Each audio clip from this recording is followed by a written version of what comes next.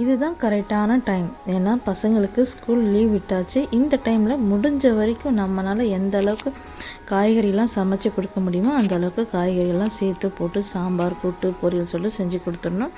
அது கூட வந்துட்டு பசங்களுக்கு பிடிச்ச மாதிரியான ரெசிபி வந்துட்டு நம்ம சேர்த்தே வந்துட்டு செஞ்சிட்டோம் அப்படின்னா கண்டிப்பாக வந்துட்டு கொஞ்சம் கூட மிச்சம் வைக்காமல் சாப்பிடுவாங்க.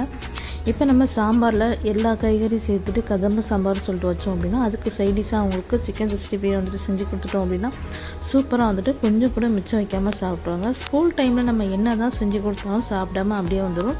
லீவ் டைம் அப்படிங்க போகும்போது நம்மளே போட்டு அழகாக ஊட்டி விட்டோம் அப்படின்னா எல்லாமே வந்துட்டு சீக்கிரமாக சாப்பிட்ருவாங்க.